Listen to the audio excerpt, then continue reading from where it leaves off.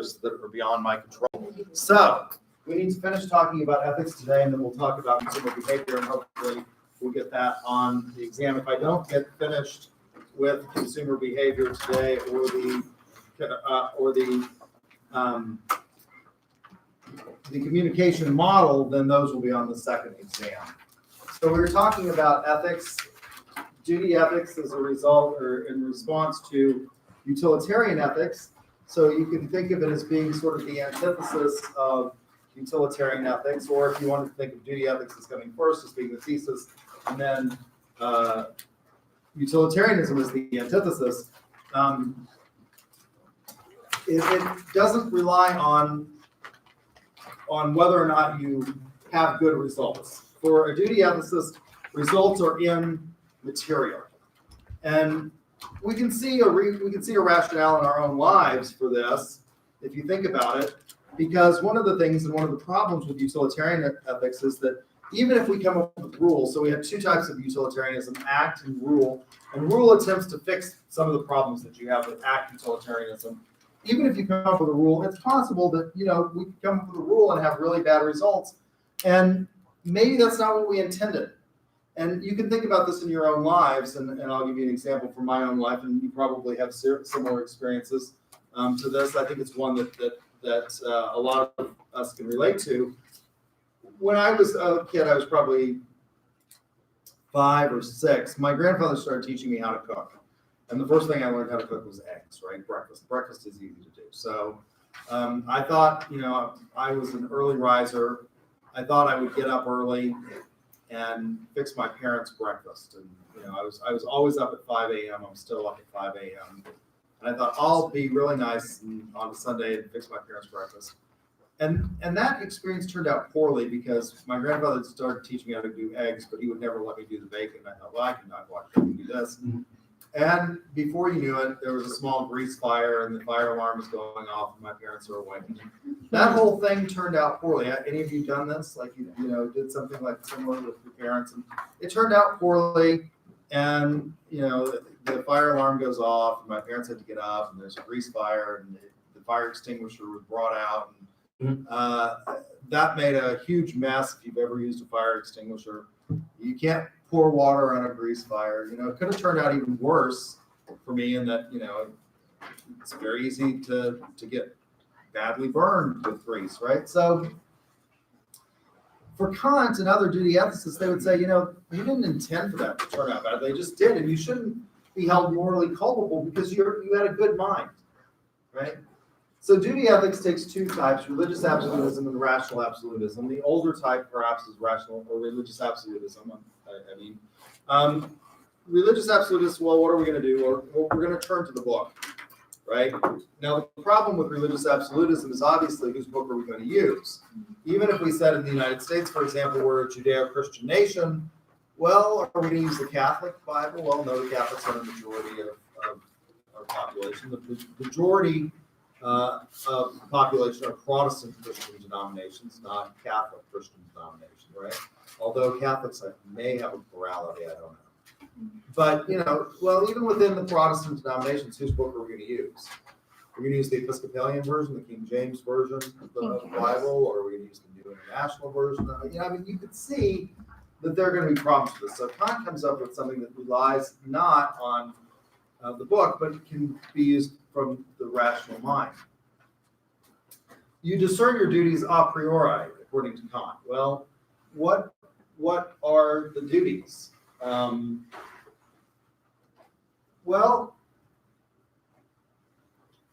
It's important that you always treat, so for Kant, there are two types of hypothetical or two types of imperatives, a hypothetical imperative or a categorical imperative. Hypothetical imperatives exist because you want something. This comes from, I believe, this critique of practical reason. There are three critiques that Kant has with regard to ethics: the critique of practical knowledge, the critique of pure knowledge or pure reason, and the metaphysics of morals. Hypothetical imperatives exist because you want something. You want to get a better job, so you go to college. Nothing terribly, that's sort of beyond the pale of morality. There's no moral import to that decision. You might not want to get it. You might be perfectly happy living on 2 acres of land at the edge of town in a mobile home and not want to be terribly successful. That may be your dream. Right? Nothing terribly moral or immoral about that. Categorical imperatives, on the other hand, exist because there is moral import. Well, what is the categorical imperative? Well, Kant says that a categorical imperative is one that is logically consistent, universally applicable, and therefore must be followed. How do you to ascertain or discern these?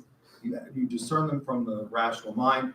You should be able to, in every action that involves a moral imperative, be able to act in such a way as to will that your action would be a universal maximum law. Well, what is that? What is it? Well, Kant says, for example, a categorical imperative as opposed to a hypothetical imperative is one in which you should never treat another rational being, that's a human being, as a means to an end, but rather as an end in and of themselves.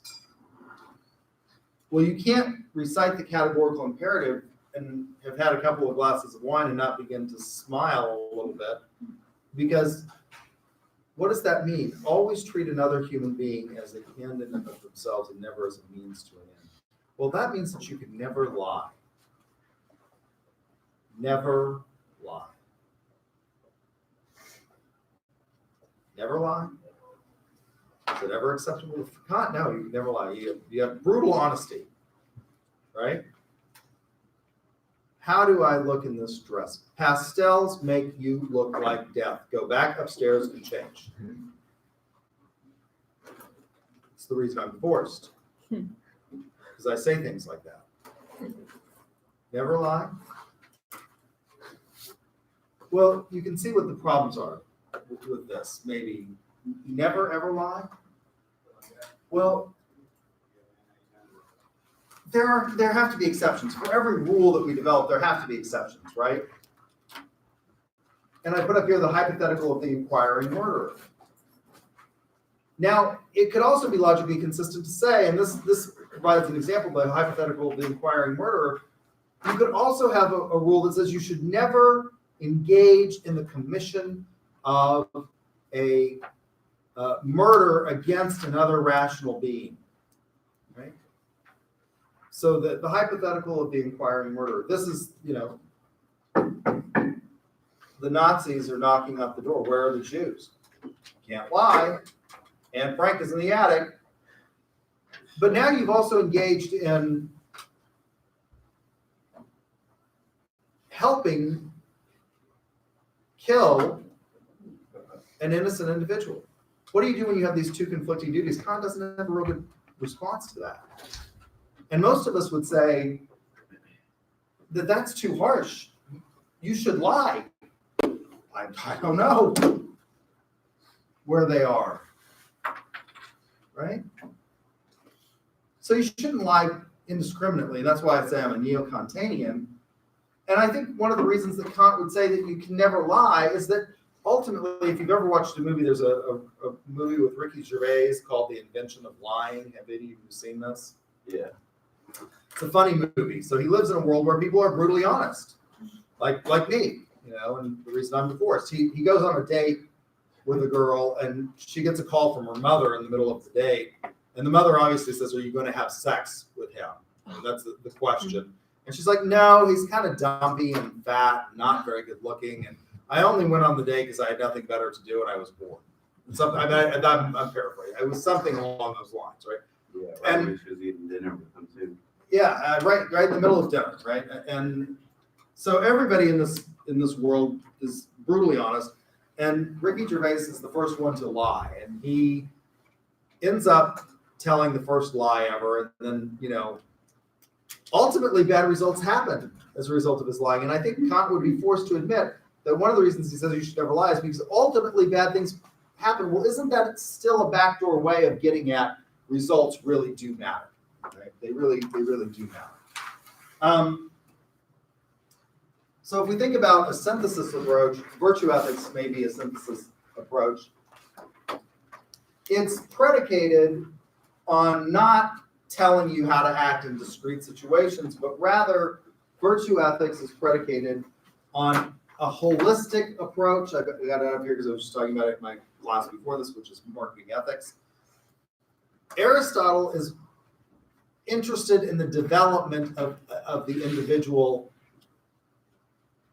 from the ground up, not telling you what to do in a given situation, but rather developing the right character.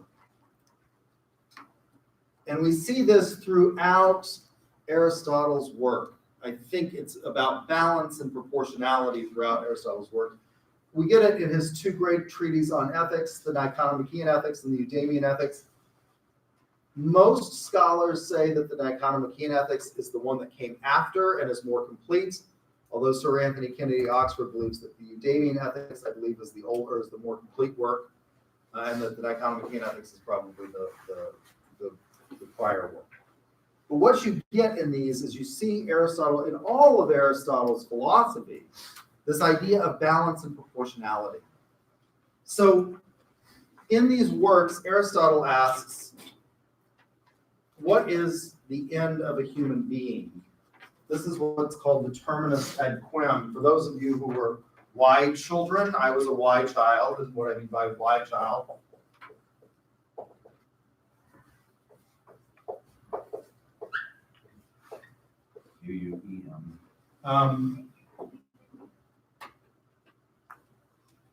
I would ask why a lot. I constantly ask my parents why. You know, your mother says you can't have cookies before dinner. Well, why not? Well, because it'll ruin your appetite. Well, why? Well, because, you know, your stomach can only, you know, contain a certain cubic volume of material, and we're going to have dinner. Well, why do I need to have dinner? Well, because you need to have nutrition and sustenance to sustain life. That's the terminus ad quim, right? The point at which it no longer makes sense to say, well, why? Well, why do I want to? I was the kid that would ask that. Why do I want to sustain life? Well, most people want to live, right? So you want to be healthy.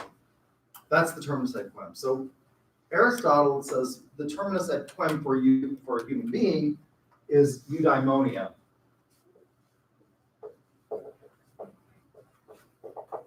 How do most people translate this? Most scholars translate that as happiness. Professor Daniel Robinson, also at Oxford, says that a better translation of this word is the flourishing life. We cannot mean happiness as in drink up, let's have another round, right? That's not what Aristotle means by happiness. What he means is a flourishing life. What is a flourishing life? Well, in one of the books, we get the terminus ad quim being that the good life is the contemplative life. And in another book, I can't remember which one, the good life is the active life. The person who is actively engaged. It's the life of the good lawgiver. Now, these are two radically different things. Generally speaking, the contemplative life is not the life of the active participant. As a scholar in marketing, I'm expected to publish research, right? And that's one of the reasons why college professors don't engage in the actual practice of marketing, is because we've got to do research on it. Now, actually, I do engage in the practice of marketing as well, but I can tell you it's hard. It takes a lot of time to do this. It's tough to think about these things, to write papers, get them published that are peer reviewed. Lots of people don't get tenure because they don't do it well. They don't have enough. Some of my colleagues at other places, maybe even some here, not good at this. Didn't get tenure. That doesn't leave a lot of time for being actively engaged. But Aristotle was. This is a guy he was studying the cuttlefish. He was coming up with largely the way we classify things in the natural world in terms of kingdom, phylum, genus, and species is predicated on Aristotle's scholasticism. And this is a guy who's also advising Alexander the Great. I mean, he was engaged. This was both continuous. And so it's this balance and proportionality. You see it in Aristotle's Politics. And again, I think this is important for salespeople to think about, because one of the things that we should think about as we go in, we engage in international trade, for example, in international sales, is one of the things that we have to think about or learn about is what kind of political environment is it that we're going into? If you want to sell in communist China, what is it that you have to do? Well, Aristotle says, unlike Plato and Socrates, who come up with one best form of government, and for Socrates, it is the Republican form of government, and by Republican form of government, he means a government that has elements of monarchy, elements of aristocracy, and elements of democracy in it, right? Aristotle says, look, there's no one form of government that's best for all places at all times. There are good governments, and there are bad governments. And there are governments of one, governments of a few, and governments of many. And a good government of one, he calls a monarchy. A bad government of one, he calls a tyranny. A good government of a few, he calls an aristocracy. Bad government of a few, there's an oligarchy. And he defines these terms as good government is one in which the interests of the governed are considered and thought about, and that's paramount. In a bad government, it's the interest of the governing, it's the interest of the people that are doing government that are considered. So a bad government is one that relies on what I need as the ruler, not what the people need. A good government of many, he calls it polity, and the worst form of government of all is democracy. That's mob rule. Now, there's one form of government that he likes above all others, and it's aristocracy. And you see that because it's balanced, right? In a government of one, in a monarchy, it's too easy to start out as being a good person and devolve into tyranny. Power corrupts, and absolute power can corrupt absolutely. And you see this, King Henry VIII started out as a kind of enlightened despot. He's king of England. He comes to the throne. He's got a humanistic approach to this. And then it spins off into cuckoo land. He starts killing his wives because they don't give him children. He can't get a divorce, so just, off with their head. Starts his own church so that he can get a divorce. Breaks away from the Holy See. And, towards the end of his reign, he's pretty autocratic. The same can happen with democracy. It's very easy for a mob to be swayed by a charismatic leader. One person gets, and then you have mob rule. You can experience ethos of this in our own lives. How many of you have been to a Thunder game at the Chesapeake Arena? We've gone to a Thunder game. Quite a few of you.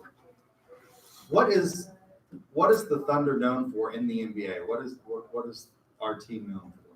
Being the loudest. The loudest in the NBA. The Thunder or the Chesapeake Arena is the loudest arena in the NBA. It's incredible, isn't it? How one person starts, and all of a sudden, the entire arena is screaming. Go to a hockey game. We used to have a team called the Blazers. That was our first professional hockey team. We had the fightingest league in the nation. The Central Hockey League was, and it was it's incredible to watch people screaming, for fights. Right? That's mob psychology. Very easy. It's harder in an aristocracy to degenerate into that because one person starts spinning off and the others are going to say, no, Bob. No, not going to do that. Right? You don't have so many that you got too many cooks in the kitchen and it ruins the soup, but you don't have one. It's less likely to happen with that kind. Aristotle on friendship. We should take note of this as salespeople because Aristotle says there's 3 types of friendship. There's friendship based on utility, friendship based on pleasure, and perfected friendship. What can salespeople learn about this? One of the age-old adages, and I talked about this before in here, is there was an age-old adage that people said, never mix business with pleasure. In other words, don't be friends with your customers. That's not the way we operate today. Our business relationships are friendships grounded in utility. Nothing wrong with that. Just recognize that, when you leave the company, you're probably not going to stay close friends with your customers, maybe a few. There's nothing wrong with that. As long as the utility works, the friendship will survive. Your friendships grounded in pleasure, these are the people that you go out and party with. And when you go to whiskey school, you have to stop partying with them. You'll have to change your playmates and your playgrounds. When you go to the Betty, that's what they'll tell you. That would be the Betty Ford clinic. Perfected friendship, these are the friendships of a lifetime. These are the ones that these are the people that will not only bail you out, but they'll help you move the body. Very few of these in your lifetime. So what you have to do, according to Aristotle, all of this is about balance and proportionality. You see it through all of his work, is you have to decide what are extreme defects in character, and then try to find a middle ground. So what's an extreme defect of character? I have it up here. Cowardice. The coward is somebody who runs away from every fight. What's the opposite of cowardice? It's heedlessness. This is the person who's always willing to charge into battle. In the middle, between these extremes, is courage. On the History Channel, there's a 3-part series produced by Doris Kearns Goodwin, who's perhaps one of the foremost public intellectuals of our time and one of the greatest public historians of our time. She's producing a series on Washington, and it's on the History Channel. Tonight is the 3rd part. Turns out Washington was really good at retreating. One of the things that led to his victories, or his ability to win a war ultimately, was that he knew when to retreat in the face of overwhelming odds and preserve his army. But he also knew when to fight. Washington crossing the Delaware. So he retreats a lot, and then he comes back and saves his strength, and he knows when to engage and how to engage. That's courage. The criticisms of virtue ethics are, A, can we determine what the purpose of a human being is? I think Aristotle does a good job. Another criticism of virtue ethics is that how do we determine them? Even if we agree on this purpose of the human life is happiness, how do we determine what the virtues are? There should be disparities. And then the third is that even if we agree on all of the above, can we still teach virtue? Can we instill it? And in business, we see these problems all the time. Ken Lay, who was the CEO of Enron, had a PhD from a Texas institution, a well-regarded Texas institution in economics. One would hope that somewhere along the way, Kenny Boy got some ethics training, but he seems to have lost it all. And, he created one of the largest financial debacles. People who were millionaires all of a sudden lost all of their wealth when they were locked out of their accounts, and Enron went broke in what was a Ponzi scheme. Well, at least one person did this. His name is Ben Franklin. He was a big fan of virtue ethics. And Franklin became his own sociological experiment. He noticed as a young boy that he had certain leadership traits. By the way, Franklin is one of our favorite founding fathers. He's the only one of our founding fathers that we know by his nickname, Ben. You don't say Tom Jefferson or Georgie Washington. But we know him by his nickname, Ben, not Benjamin Franklin. He rose from very humble beginnings, the most humble of all of the founding fathers. His father was a candle maker and a renderer. This was a dirty profession, by the way, or vocation. It involves reducing animal fat to make candles and soap and things like that. It smells. It's horrible. Very, very low rank on the crafts scale. And he rises to become one of America's preeminent businessmen, a philosopher, an inventor of all kinds of things that we still use to this day, without very much formal education. Franklin invented the bifocal glasses that we still use today. The Franklin stove, based on his experiments with electricity, He invented the lightning rod, which saves buildings from being struck and burned down, right? And he comes up with 13 virtues. He notices that he leads boys into trouble at an early age. For example, at one point in time in his autobiography, he talks about there was a house that was going to be built. There were some stones that had been gathered to construct the house, and he and his friends decided, well, it would just make a great work for fishing. We could take those stones and use them for fishing, and they got caught. And his father said that nothing was honorable that was not earned. So Franklin sets about reforming himself. He comes up with 13 virtues that I think are good, and he puts them down on a little piece of ivory, and if he has what are called spots, he knows there's more to do. Why 13? You can get through 4 complete cycles in a year. If you multiply 13 times 4, you get what? 52. How many weeks are there in a year? 52. That's why, historically speaking, there used to be 13 episodes of television shows, because you could have a fall lineup, a spring lineup, and then 2 summer reruns, 2 sets of summer reruns, and have 4 complete cycles in a year. So he comes up with these 13. Temperance: eat not to dullness, drink not to elevation. Silence: speak what may benefit others or yourself. Avoid trifling conversations. Don't engage in gossip, in other words. Order: let all things have their place. Let each part of your business have its time. Resolve: perform what you ought, perform without fail what you resolve. Frugality: make no expense, but do good to others and yourself. Waste nothing. We could all learn from that. Use less stuff. I've seen a bumper sticker that's come out recently that says, use less stuff. We should do that, right? Rather than using all the plastic bottles. I love this. Chastity: rarely use venery. This is an old-fashioned word for sex. But for health or offspring, never to dullness, weakness, or the injury of your own or another's peace or reputation. And by all accounts, it worked.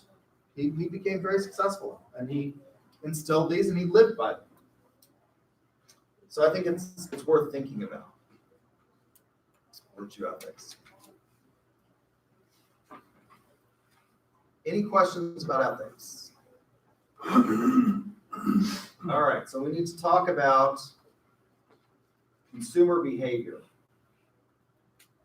For those of you who came in late, on the schedule, I was supposed to go to a competition this Thursday, so I have classes being canceled. So what I'm going to do is I'm going to put the exam on D2L for you to take on Thursday, and you'll have that class time also to work on your sales interview if you need it. So we'll cover all of this through purchasing, consumer behavior. If we don't get through communication, then it won't include that. That'll be on the next exam. Yes. When will the test close?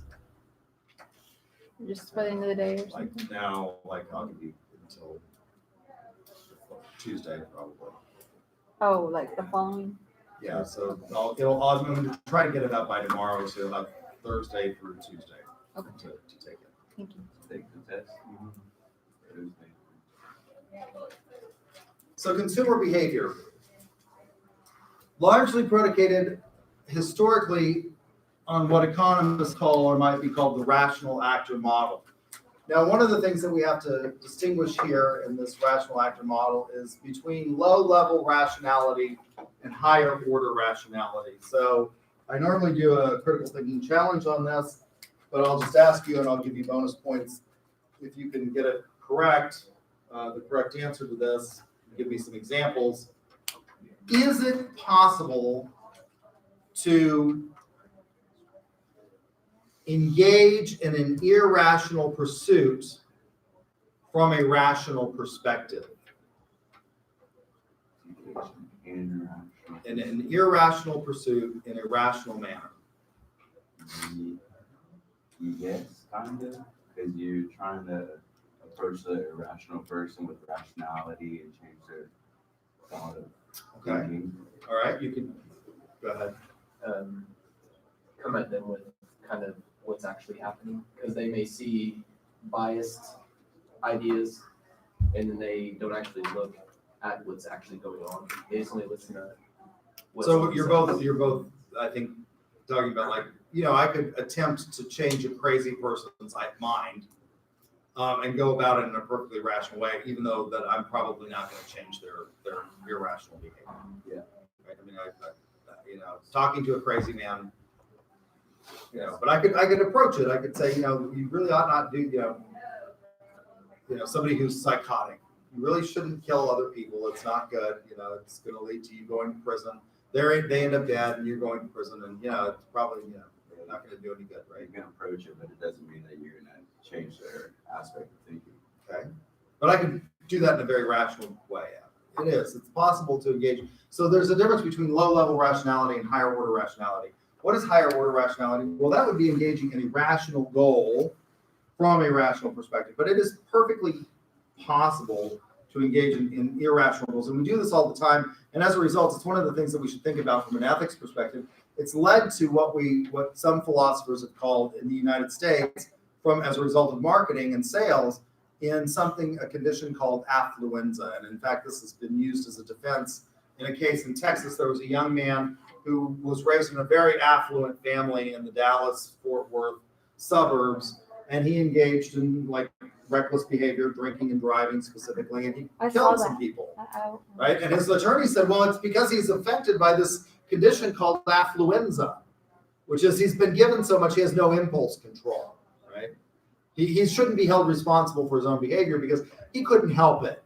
His parents spoiled him. His father was a businessman and apparently, I guess, neglected him, and so mommy, gave him everything he wanted.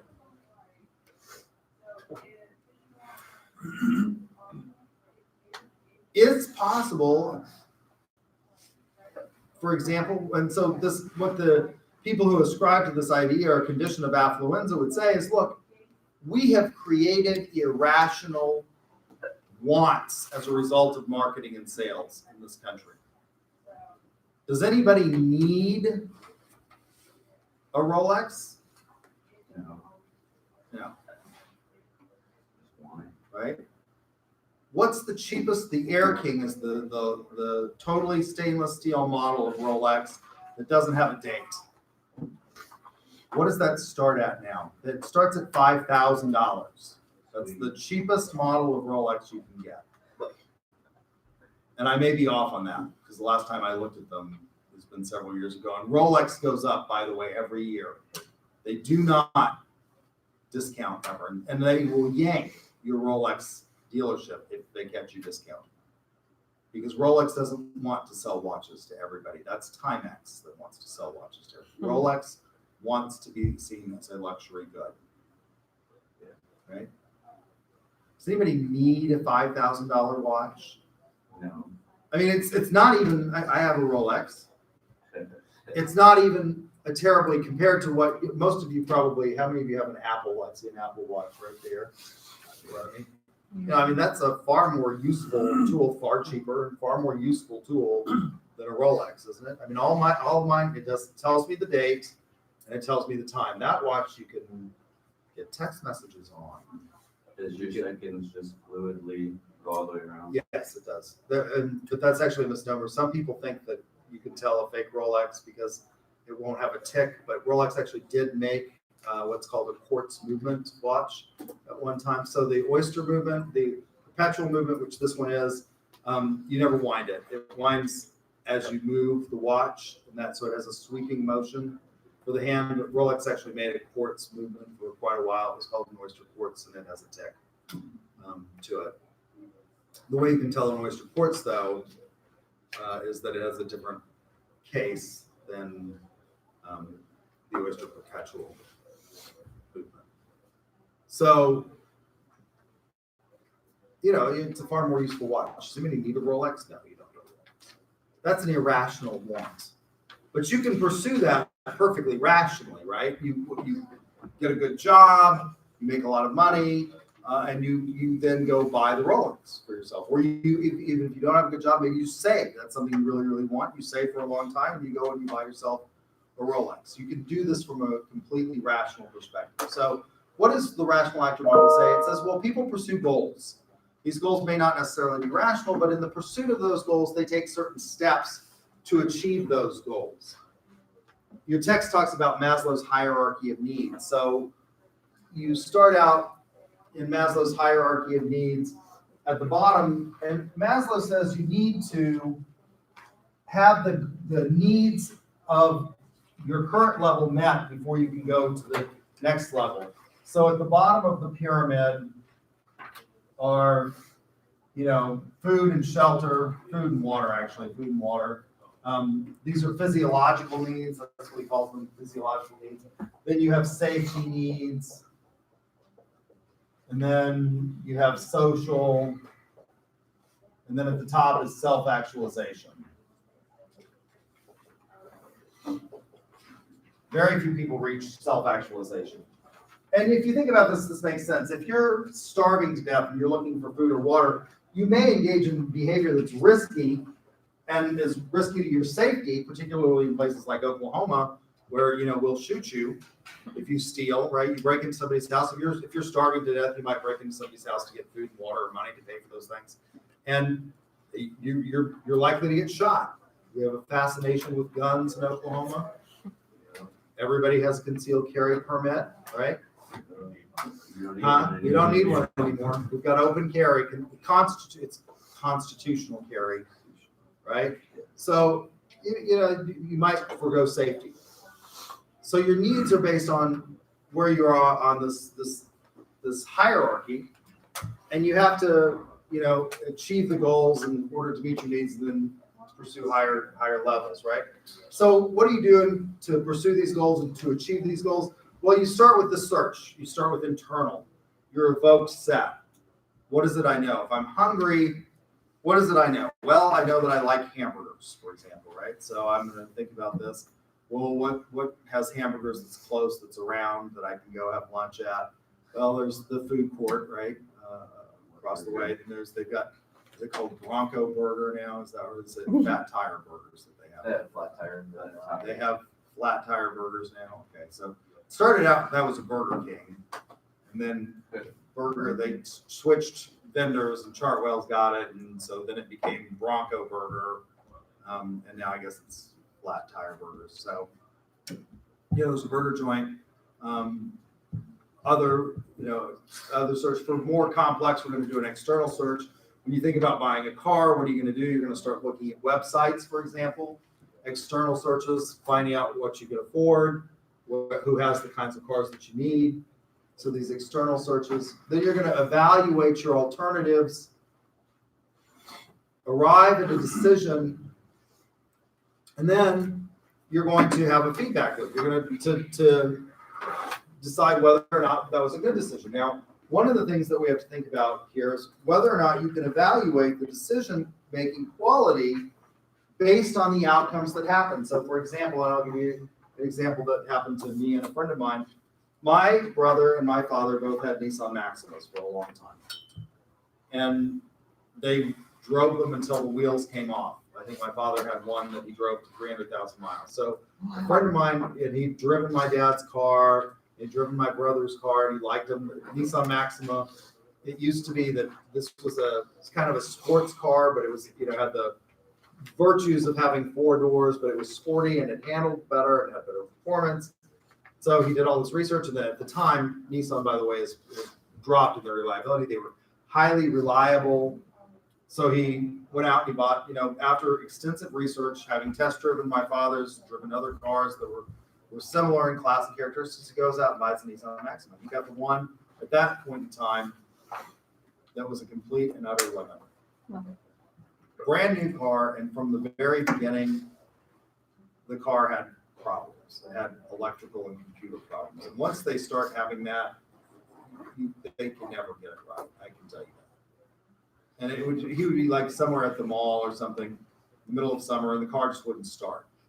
You're out in the middle of the parking lot, 100-degree day, and he's calling me to come pick him up. And after the 3rd or 4th time this happened to him, he said, "That was the worst decision I ever made." And I said, "No, it was a good decision. The decision, you evaluated your needs, you test drove the car. It's not like you just threw darts at a dartboard, right? And went and bought a car based on that. You did all of this analysis.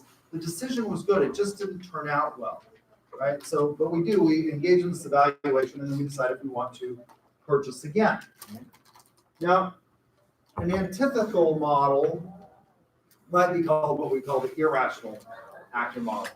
And the irrational actor model says that people are not really rational. They don't engage in this process in making decisions. We, in fact, just respond in predictable but irrational ways to stimuli, and that marketers can manipulate this. And I've talked about this guy before, Martin Lindstrom, in biology. Okay? And we do this. I have a PhD in marketing, and yet one of the things I know that you should never do as a marketer is you should never go into a grocery store when you're hungry. Never go shopping when you're hungry, right? Why? You're going to buy all kinds of stuff that you don't need, want, just because you're hungry. It all looks really, really wonderful. It's the reason why what do we have? There's a whole field of marketing, subfield of marketing called retail anthropology that looks at this. Why is it that they put staples that you need in grocery stores along the back wall? Things like milk and cheese and all of those things. Why are those put at the back wall? So you can like walk through the whole store. Right, yeah, so you have to walk through the whole store to get to it. And in fact, some of the stores, it's no longer there. It used to be Die for Less on Northwest Expressway. I think they closed that store. If you bought their meat, you might end up dead.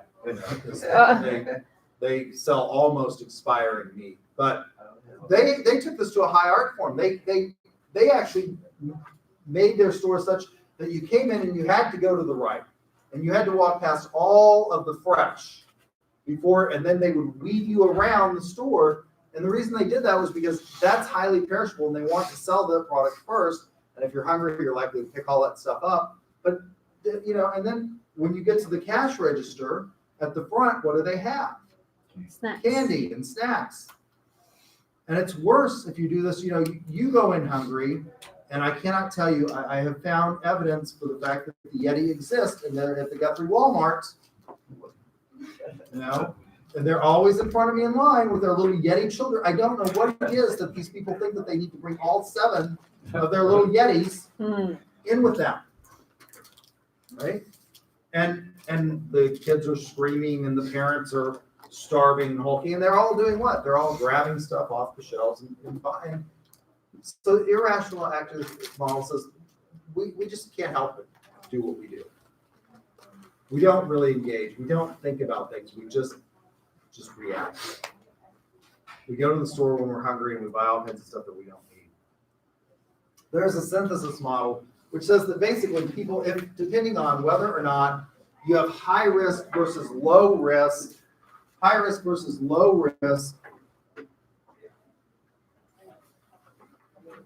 purchases will be determinative of whether or not you engage in rational actor or irrational actor model.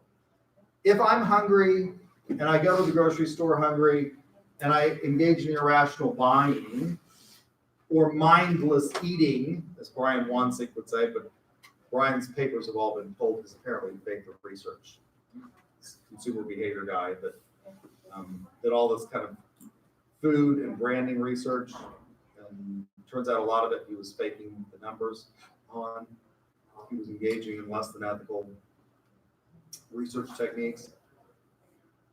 That's not really a high risk, is it? Like if I go to the grocery store and I spend $100 on, I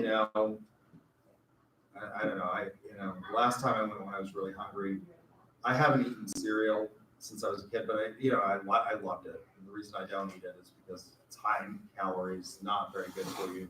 But I went to the store and it just all looks so good. My favorite is Frosted Flakes. I just love Frosted Flakes. And I bought a box of Frosted Flakes, and I bought a box of Frosted Mini Wheats. I also love those. Now those are a little bit better for you. They've got some nutritional value. Those, some fiber in that.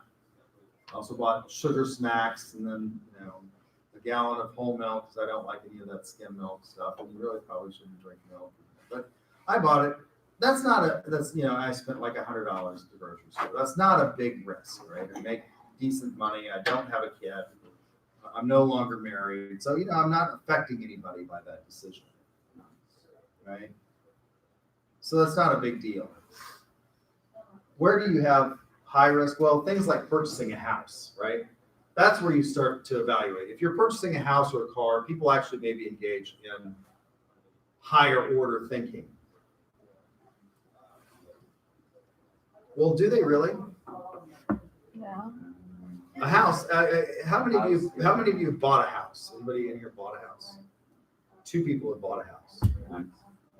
Did it scare the hell out of you when you got to the closing and you look at how much they have to give you this? Like if you go out to the 30 years, how much you will end up paying for that house? Did they give you those numbers? And did your heart start to seize up a little bit? It's a big decision. It's the big decision most people will make. That's a lot of money, right? Even at interest rates that are fairly cheap.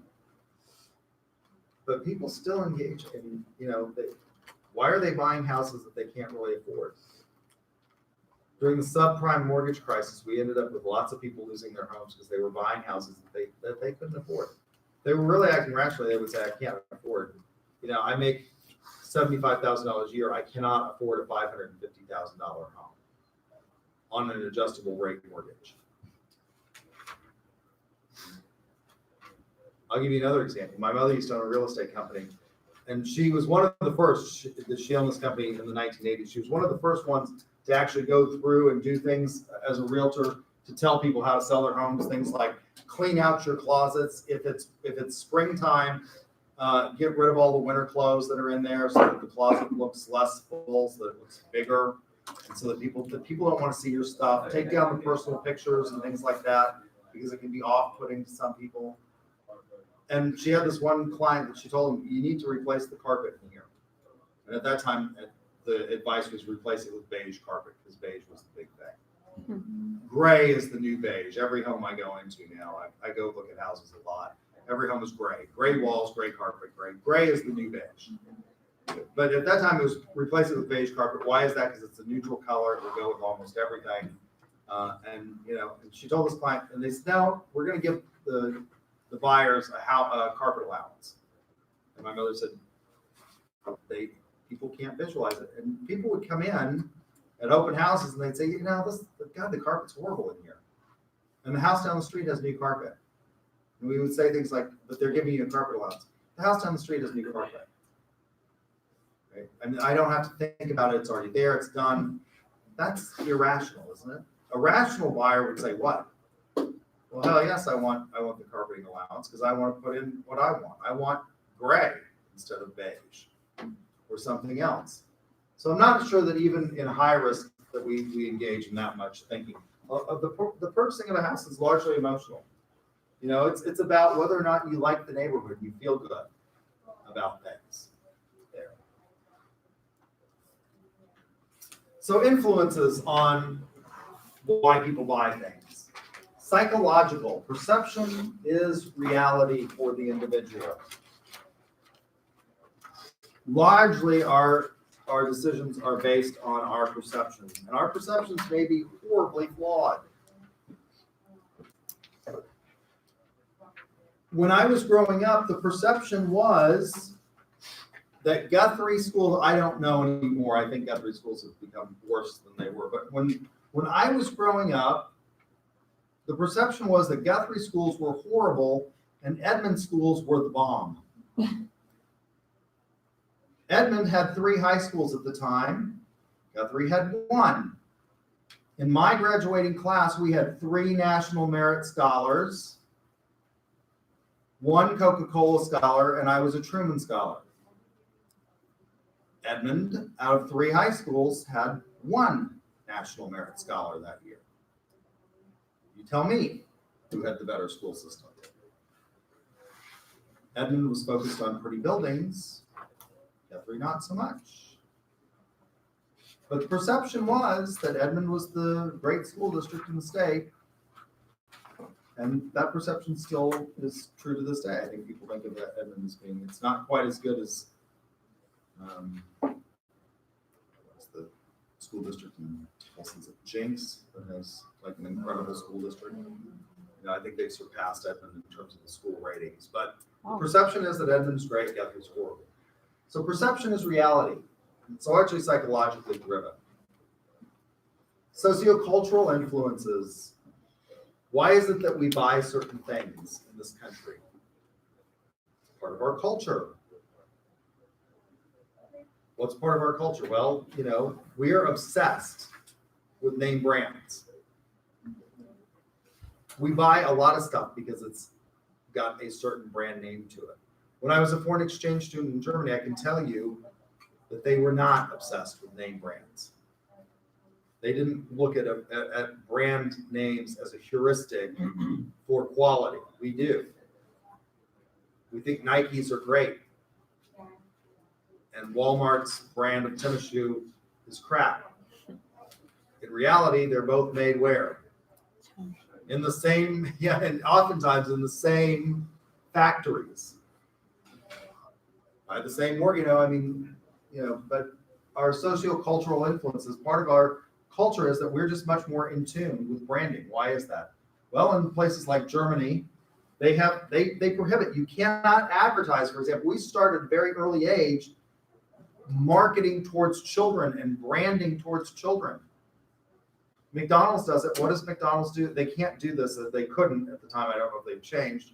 When I was a foreign exchange student in Germany, they couldn't put toys in the Happy Meals at McDonald's. Germans, they just, there's McDonald's there, but at that point in time, they really didn't like them.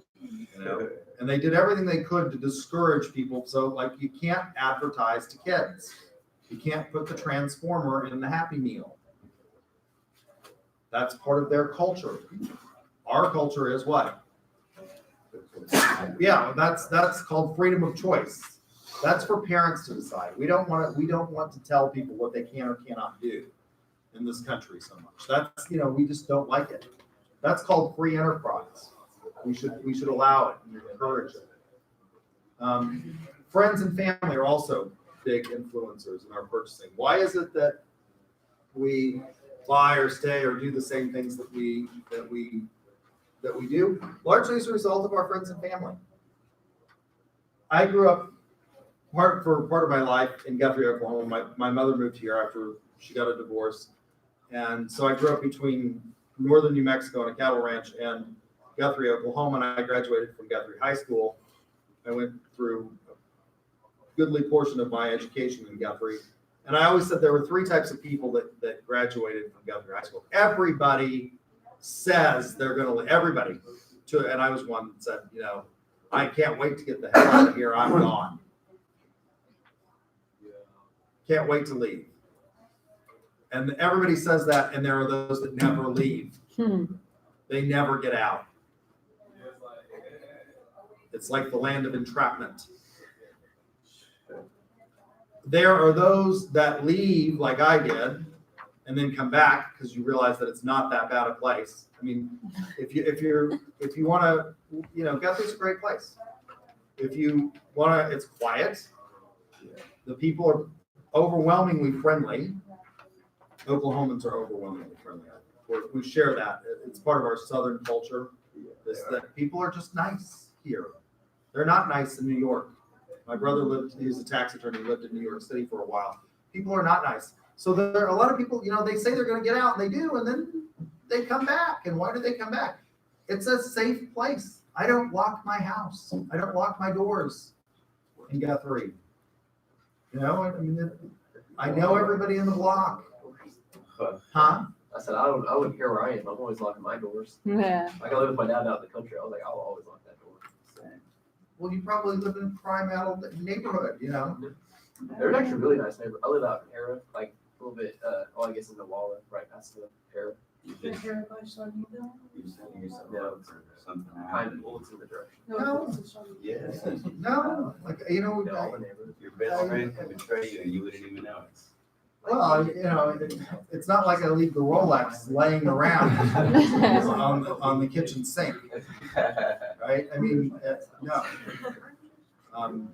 So you hide all your stuff, but you leave your door unlocked. Well, yeah, I don't. I mean, well, I have a number of watches. I have a Tag. I have a Breitling, but Rolex is the one that I wear the most. This watch is either on my body or in the safe. I mean, I don't take it off ever, really. I take it off twice a year. When I go to New Orleans for AMA, which I will do this semester, I'll put on my tag here because it's less likely to get attract attention. I went there over the summer. And their robbery is rampant in New Orleans. It's a killing zone. Yeah, I talked to people in Oklahoma, and they were not. Yeah. So our friends and family influence that. Why is it that I own a home in Guthrie? Well, because my friends and family are there, and it's what I knew. I'm comfortable there. It's a nice place to live, and it's not the land of the shallow and pretentious, which is known as Edmond. So that's a big influence. Friends and family are big influences on the reason that we purchase things or the reason we buy.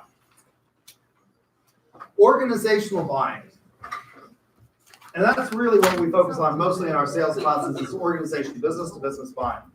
Business to business buying is characterized, unlike consumer behavior, by a much more rational process.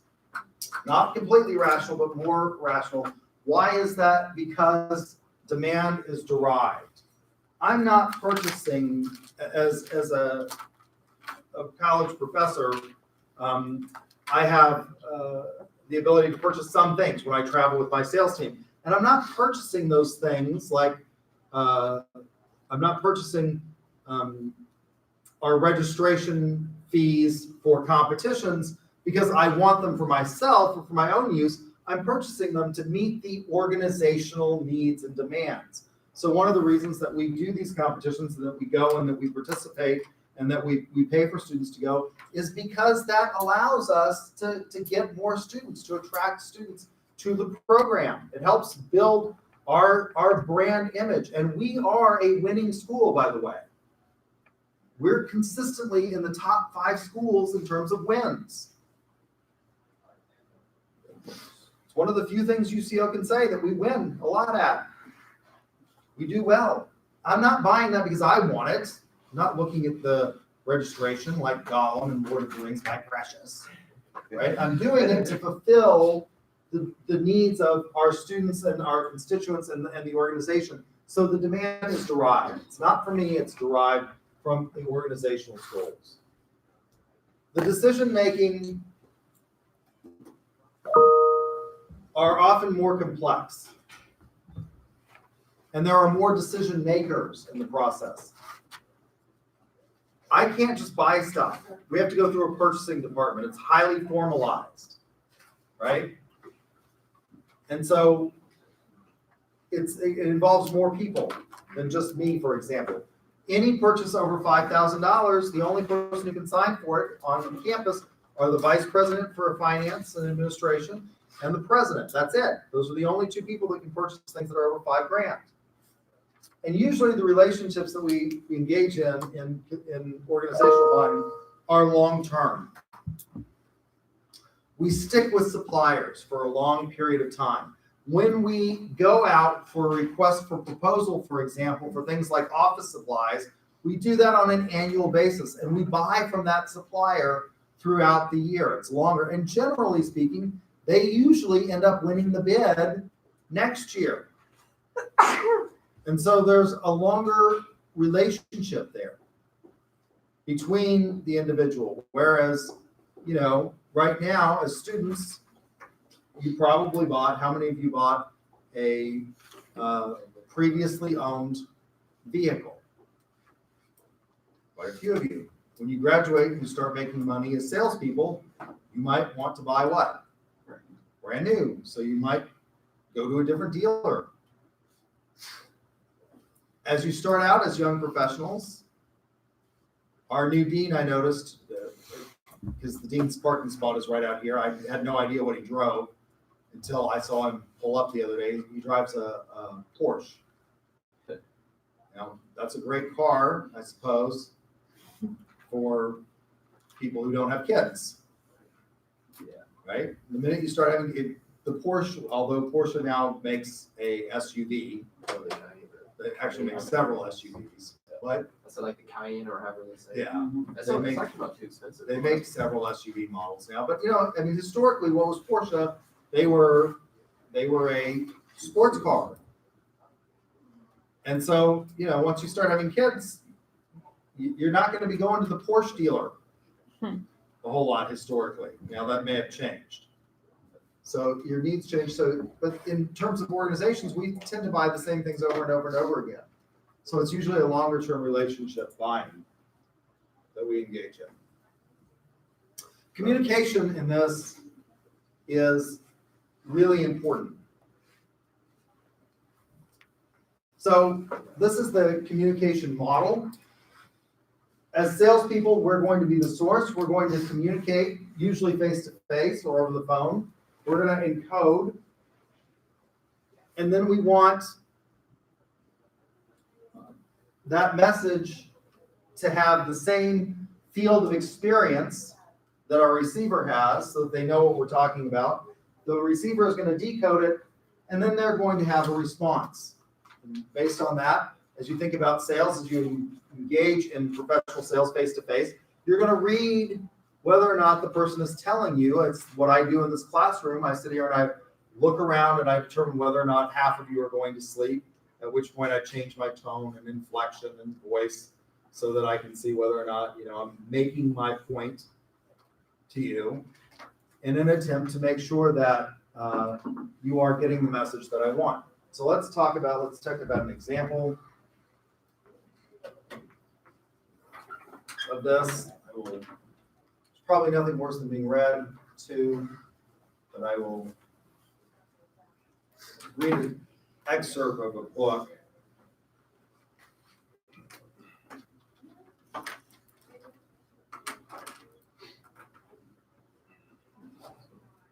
I can find it. What I did with it.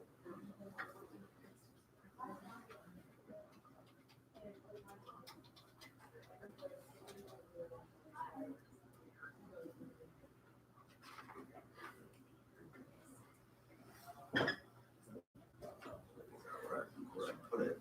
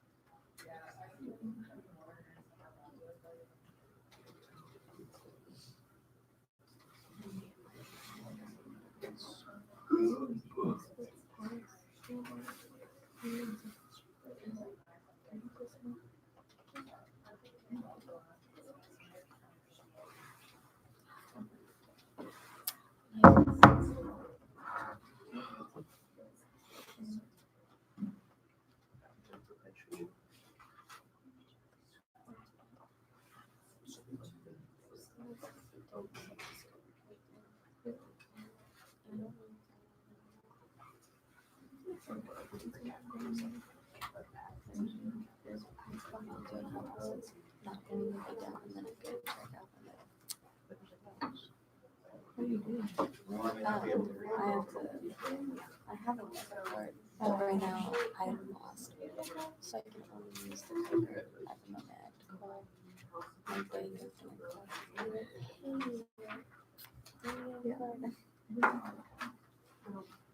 I don't know where I put it. Like I actually know do. I think I lost like something, which is what scares me most. Because now I'm like, okay, I need to run back like a previous like consistency. Because I was kind of, yesterday was the day that I realized that I lost it. And then I was trying to call, but it was President's Day, so it was closed.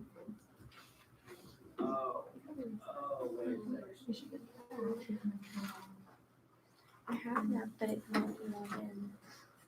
There's so many applications. I'm so sorry.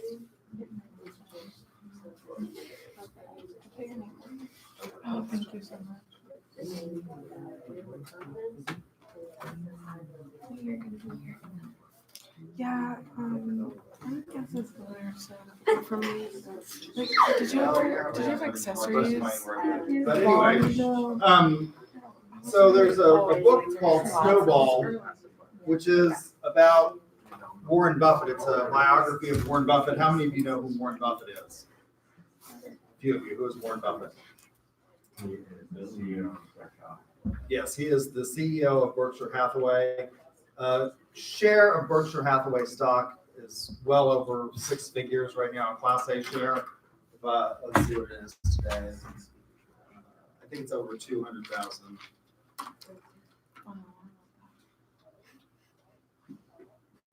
Class A share is $338,429.94 today. So it's largely as a result of Warren Buffett's brilliance that Berkshire Hathaway is worth that amount of money. At one point in time, he has to take over Salomon Brothers. He's asked by the government to take over Salomon Brothers, which was going bankrupt and had engaged in all kinds of really unusual trade deals and investments. And the guy who was the head of Salomon was a guy named Gottfried. And John Gottfried is negotiating at one point with Charlie Munger, who's also called Warren Buffett's alter ego. He's the vice chairman of Berkshire Hathaway, and they're trying to negotiate. His attorney is asking if, during an arbitration, if Charlie Munger remembers certain things that were said. And Charlie Munger says, I tend to remember what I say, I don't tend to remember what other people say. And so during the arbitration, the attorney is saying, well, do you remember saying, X, Y, and Z? And he says, yes, I remember saying that. And he said, do you remember me saying? He said, no, I was sitting there. I don't remember what you said. I was sitting there with my head turned off, being polite, but with my head turned off. And if something got through my band of indifference and I could think of an objection to your position, I might respond. Right? So this head turned off thing, what is that in this communication process? Where is the problem? And you do this all the time. You turn your head off. How many of you turn your head off when you zone out? Is it noise? Yeah. It's what? Is it the noise part? Yeah, it's noise. Yeah, that's the noise part of the and so getting through this band of indifference or this noise or these other competing things is enormously important, right? And how do you do that? How do you get through the noise in this communication process? How do you make sure that as you're talking to a client that you don't have that happening? You what? Yeah, you have to do that in such a way as to make sure that as you're getting the feedback with them, that you're getting through that noise, making sure that you're getting through the band of indifference that's being created as a result of them thinking about things like, what am I going to cook for dinner tonight? What is my next meeting going to be about? Things like that. What do I have to do? I've got to get this report out. How are you going to get through that? So we'll talk more about this as we go through in terms of the approach and pre-approach in the process of how to get through that noise. I'll give you bonus points. Be sure to come and see me for that response. Again, we will not have class on Thursday because it's on the schedule that we will not have it. So the exam will be on D2L. All right? What? You think we don't? Yeah. Oh, that's cool. Let's do Tuesday. Oh, right. It's through. Let me turn this off. I'm thinking about it and I will look. Because I don't think we got through. We were supposed to get through.